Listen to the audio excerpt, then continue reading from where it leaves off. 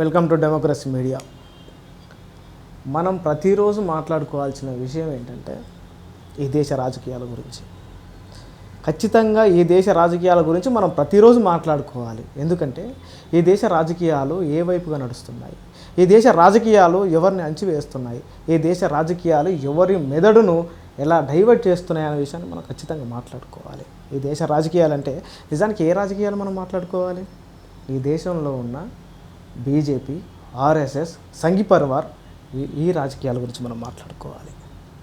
ఎందుకు ఈ రాజకీయాల గురించి మాట్లాడుకోవాలంటే ప్రజెంటు ఈ రాజకీయాలే దేశంలో ఉన్న అన్ని అసమానతలకు కానీ, మతపరమైన చర్చలకు కానీ, మతపరమైన గొడవలకు కానీ ఈ దేశంలో ప్రతిదానికి సమస్య ఇక్కడి నుంచి మొదలవుతూ ఉంది.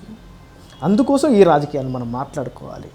ఒకసారి మనం ఈ రాజకీయాలను చూసుకున్నట్టయితే ఈ దేశంలో మణిపూర్ సంఘటన జరుగుతుంది, ఈ దేశంలో కాశ్మీర్ గొడవ జరుగుతూ ఉంటుంది, ఈ దేశంలో పాకిస్తాన్కి భారతదేశానికి గొడవలు జరుగుతూ ఉంటాయి. ఈ దేశంలో ఇవన్నిటికంటే ముఖ్యంగా ఈ దేశంలోనే మధ్య భారతదేశంలో ఆదివాసుల్ని అతి క్రూరంగా అమానవీయంగా చంపుతూ ఉంటుంది. ఈ దేశంలో మావోయిస్టులు లేకుండా మావోయిస్టు రహిత భారత్ అంటూ ఉంటుంది. కాబట్టి ప్రతిసారి మనం ఈ రాజకీయాన్ని మనం మాట్లాడుకోవాల్సి వస్తుంది. ఎందుకంటే ఈ దేశంలో ఉన్న యువత ప్రజెంటు ఏం ఆలోచిస్తుందనే విషయం ఇంకా అర్థమే అవుతలేదు. ఎందుకంటే ఒకసారి మనం యూట్యూబ్లకు కానీ లేకపోతే ఇన్స్టాగ్రామ్లకు కానీ అటువైపు వెళ్తే ఈ దేశంలో జరిగే ప్రతి యుద్ధాన్ని వెనకాల వాళ్ళు పాకిస్తాన్కి భారతదేశానికి యుద్ధం జరిగినప్పుడు, ఆపరేషన్ సింధూర్ అనే యుద్ధం జరుగుతున్నప్పుడు ఇక్కడ మనం ఒక విషయం గమనించాలి. ఆ దేశం వారిని మొత్తం చంపేద్దామనే విషయం మాట్లాడుతూ ఉన్నారు. కానీ ఒక విషయం మనం గమనిస్తే అసలు యుద్ధం ఎందుకు జరుగుతూ ఉంది? ఆ దేశం నుంచి ఈ దేశంలోకి వచ్చి చంపేస్తూ ఉన్నారు. కాబట్టి మనం యుద్ధం చేద్దాం, ఓకే, నేను కూడా కాదంటలేను, చేద్దాం.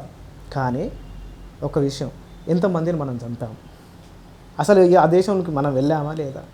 అసలు ఎంతమందిని చంపుతున్నాం? కానీ ఇక్కడ ఉన్న మధ్య భారతదేశంలో ఉన్న ఆదివాసులను ఎంతమందిని చంపాం?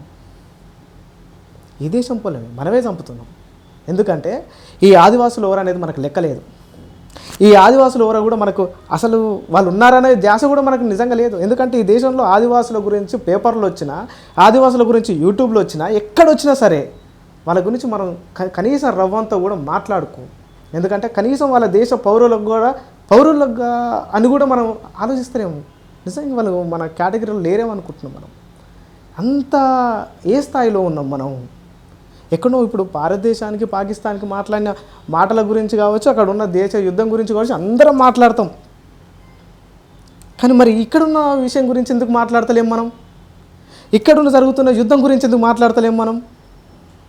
అంటే ఈ దేశంలో ఉన్న వాళ్ళు, ఇక్కడున్న మావోయిస్టులు కావచ్చు, ఇక్కడున్న ఆదివాసులు కావచ్చు, వీళ్ళ గురించి మనం మాట్లాడాల్సిన అవసరం లేదా? ఇది మనం చర్చించుకోవాల్సిన విషయం, ఇది మనం మాట్లాడుకోవాల్సిన విషయం. అసలు ఎందుకు ఈ యుద్ధంలో, అసలు ఎందుకు ఈ దేశంలో వాళ్ళంటే మనకు లెక్కలేదు. కేవలం ఒక మతపరమైనదే ఇక్కడ మొత్తానికి అన్నిటికీ సమూహ గొడవలన్నిటికీ కారణం అదే అవుతుంది అనే విషయం కూడా మనం ఆలోచించాలి. ఎందుకు జై శ్రీరామ్ అంటున్నామో తెలియదు, ఎందుకు ఇంకో నినాదాన్ని ఎందుకు ఎత్తుకుంటున్నాం కూడా తెలియదు. ఇప్పుడున్న యువత మొత్తం అటువైపు పోతూ ఉంది. ఒకరు అంటూ ఉంటారు, నేను చూస్తూ ఉంటాను అప్పుడప్పుడు కామెంట్స్ చూసినప్పుడు, ఒకరు అంటూ ఉంటారు, ఈ దేశంలో ఒక టాపిక్ ఏమొచ్చిందంటే, మొన్న మావోయిస్టులో ఒక ఎన్కౌంటర్ అయినప్పుడు ఒక విషయం ఏమన్నారంటే, ఇంతకుముందుకు ఇతని ఈ భావజాలంకి వచ్చిన ఉంటే అసలు ఇట్లాంటివి కాకపోవు కదా, అసలు మంచి బతికేవాడు కదా, అనవసరంగా ఎందుకు వెళ్తారు, అడవిలలో పోయి ఏం చేద్దాం అనుకుంటారు, అడవిలలో ఉంటే ఏం వస్తుంది అని కూడా మాట్లాడుతూ ఉన్నారు. సరే, నేనేమంటే ఈ దేశంలో జరిగినప్పుడు, నేనని కాదు, ఉన్న ప్రజలందరూ ఏమంటా ఉన్నారంటే, అప్పుడు మరి మణిపూర్ సంఘటన జరిగినప్పుడు ఈ దేశంలో ఎవరు ఎందుకు నోరు మెదపలేదు దేశ నాయకులు? ఒకసారి ఇది ఆలోచించుకోవాలి మనం.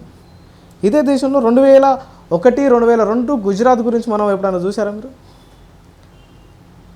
అరే, గర్భిణీ స్త్రీలను పొట్ట చీల్చి పిండాలను తీసి శూరాలకు ఎగిరేయలేదా ఈ దేశంలో?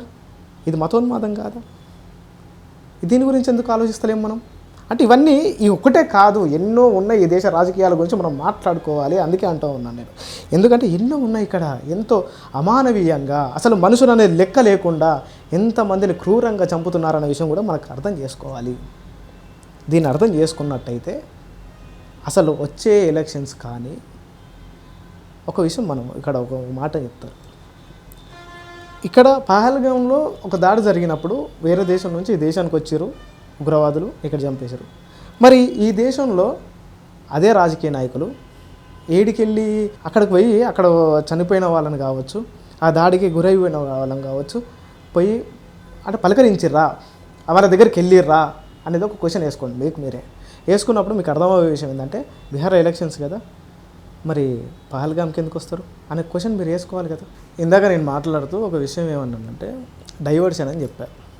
అయితే డైవర్షన్ ఎందుకనంటే ఈ చూడు, ఇప్పుడు ఒక దేశంలో ఉప్పు రేట్లు, పప్పు రేట్లు, గ్యాస్ రేట్లు, పెట్రోల్ రేట్లు అన్నీ పెంచి దీనికి ఒక జిఎస్టీ వేసినప్పుడు మనందరము ఇక్కడనే ఒకసారి పెంచినామని చెప్పేసి అందరు బయటికి వెళ్ళారు. బయటికి వెళ్తున్న సమయంలో హర్ ఘర్ మే తిరంగ జెండా అన్నాడు. అంటే ఇప్పుడు మనం అందరం ఏం చేసామంటే సింపుల్గా మీ ఇంటికి జెండా వచ్చిందా, మా ఇంటికి జెండా వచ్చిందా, వాళ్ళ ఇంటికాడ జెండా ఎగరేసారా అని మాత్రమే మాట్లాడుకున్నాం. ఉప్పు రేటు మర్చిపోయినాం, పప్పు రేటు మర్చిపోయినాం, గ్యాస్ రేటు మర్చిపోయాం, అన్నీ మర్చిపోయాం. అంటే ఇది ఒక డైవర్షన్. ఈ దేశంలో రైతులందరూ ఢిల్లీ జంతర్ మంతర్ దగ్గర నిరసన చేస్తున్నప్పుడు, ఈ దేశంలో రైతులందరూ నిరసన చేస్తున్నప్పుడు వాళ్ళందరికీ బుల్డోజర్లు ఎక్కిస్తాడు వాళ్ళందరి మీదకి. అక్కడ జరుగుతున్న రైతుల ధర్నా ఏదైతుందో ఆ ధర్నాకు సంబంధించి అందరు రైతులు ప్రతి రాష్ట్రం నుంచి కదిలే టైంకి వచ్చినప్పుడు నేను అయోధ్యలో రామ మందిరం కడుతున్నా అంటాడు. అంటే ప్రతి ఇంటి నుంచి అక్షింతలు పంపిస్తూ ఉంటాడు. అప్పుడు నువ్వు నేనేం మాట్లాడుకుంటావు అంటే నీ ఇంటికి అక్షింతలు వచ్చినాయా, నా ఇంటికి అక్షింతలు వచ్చినాయా అని మాత్రమే మాట్లాడుకున్నాం. అంటే రైతుల ఉద్యమాలు, రైతుల అన్నీ మర్చిపోయాం అప్పుడే.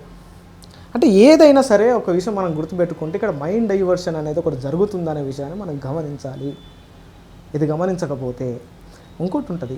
ఇప్పుడు పథకాలను తీసుకురావడం అంటే రైతుకు వ్యతిరేకంగా 3 నల్ల చట్టాలను తీసుకొచ్చినప్పుడు కావచ్చు, ఇక్కడ ఉప్పు రేట్లు పప్పు రేట్లు పెంచినప్పుడు కావచ్చు, ఇంకో విషయం చేసినప్పుడు కూడా కావచ్చు, చక్కగా ఏం చేస్తుంటే ద్వారకల లోపల దిగుతాడు. అప్పుడు అందరం కలిసి మనం టీవీలు పెట్టుకొని నిజంగా దిగిండా మన ప్రధానమంత్రి అని చెప్పేసి మొత్తం అలా చూస్తూ ఉంటాం.